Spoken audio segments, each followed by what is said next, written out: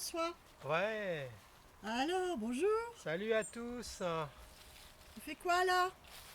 Et bien là, je suis vraiment confronté à un problème, un dilemme. Ah, un dilemme. Ouais. En Ah, fait, j'ai le lit de culture du potager derrière qu'on a réalisé il y a 2 ans, qui est très fertile et que je vais encore nourrir pour l'hiver. Donc je suis venu chercher ici du BRF, bois raméal fragmenté, que j'ai ramassé sur les talus autour de la commune après les chantiers des ouvriers municipaux. Et il est bien mouillé, et quand on regarde dedans, il y a de la mycorhize, il est parfait. Donc je viens avec mon seau pour ramasser le BRF pour nourrir ce lit de culture. Et là, qu'est-ce que je constate? Eh bien, toutes les châtaignes sont tombées du châtaignier. Et je suis embarrassé parce qu'il fait beau.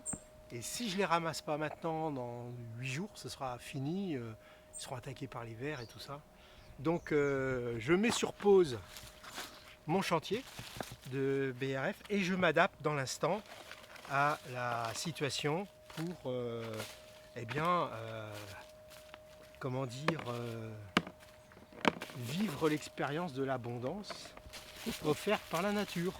tu plaisantes là? En fait, je voudrais tordre le cou à la notion de pénurie, à l'idée de la pénurie. Je crois que c'est quand même une grosse manipulation qu'on nous fait tout le temps croire à la pénurie en nous déconnectant de l'abondance et de la profusion de nourriture que génère la nature. Et là, c'en est un exemple. Ici, c'est juste sous un seul châtaignier. Il suffit de baisser pour avoir une nourriture de qualité extraordinaire. La châtaigne, ça fait de la farine, on fait des soupes, on fait des gâteaux.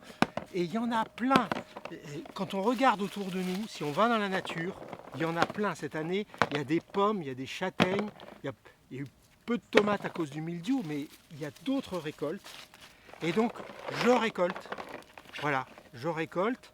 Et puis, je voulais vous montrer autre chose. C'est que je profite d'être les mains dans la terre, ici, au contact du sol, pour remplir ce plateau avec les feuilles et les bogues. Et ça, c'est en réponse à un participant du groupe Facebook Autonomie Alimentaire France.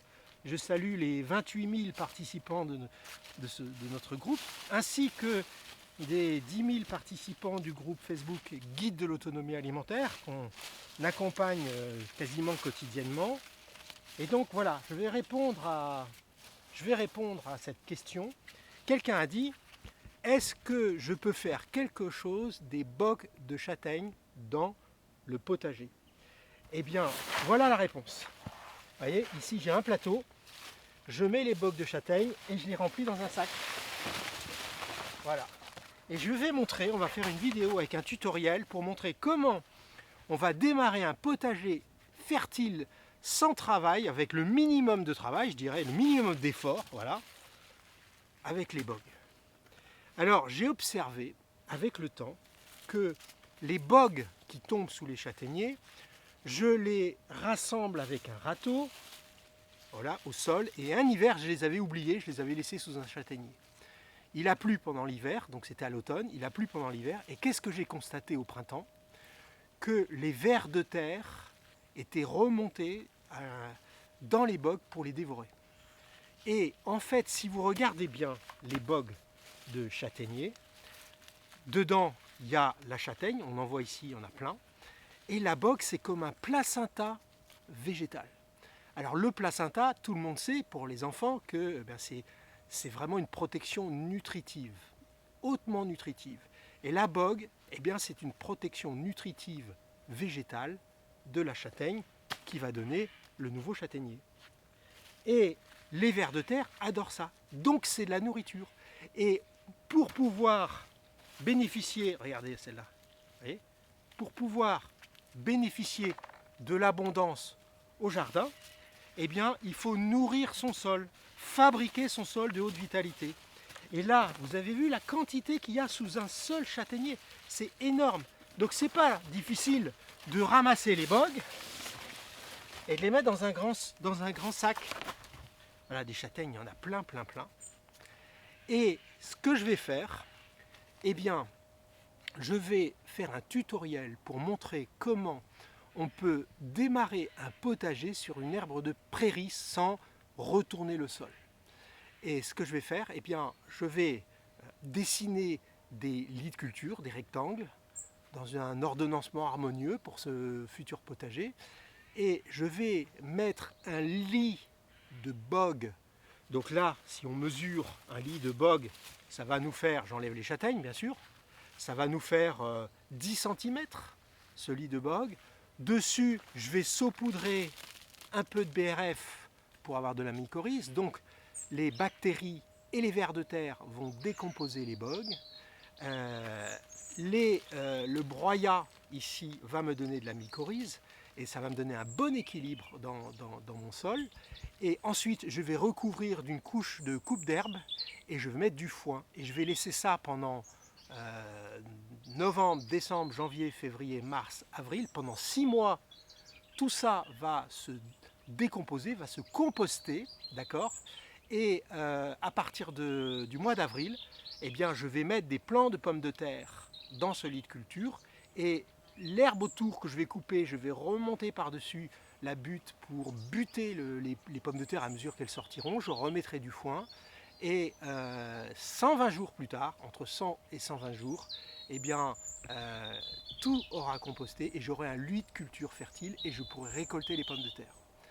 Dès la récolte de pommes de terre, à la fin de l'été prochain, je pourrai planter les choux, les salades d'automne, les différents légumes qui vont passer l'hiver dans la terre et j'aurai un jardin très fertile qui aura démarré de manière naturelle avec cette ressource disponible en abondance.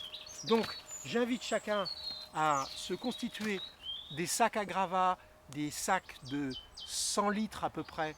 Un sac à gravats c'est 70 litres. Une brouette c'est à peu près 100 litres.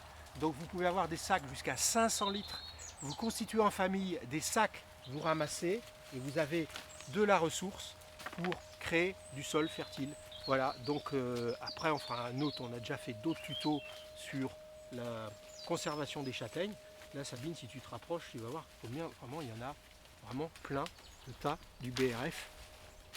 Et donc je trie les bogues, mes placentas végétaux nutritifs.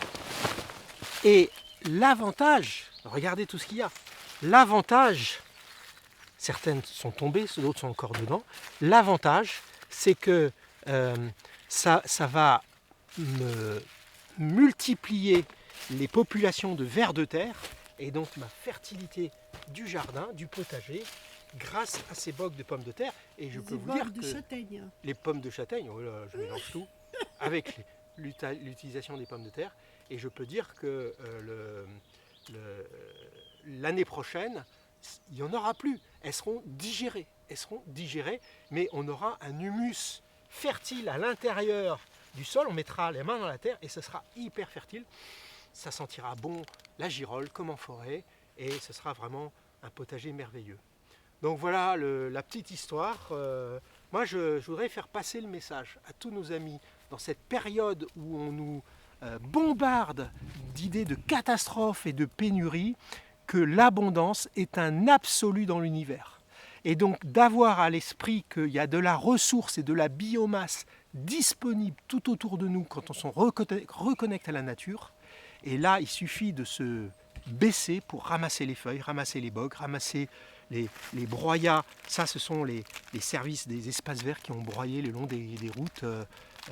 Il suffit de ramasser avec les sacs. Voilà. Et les châtaignes. Donc j'invite tout le monde à faire l'expérience de l'abondance et de partager, parce que l'abondance est le fruit du partage.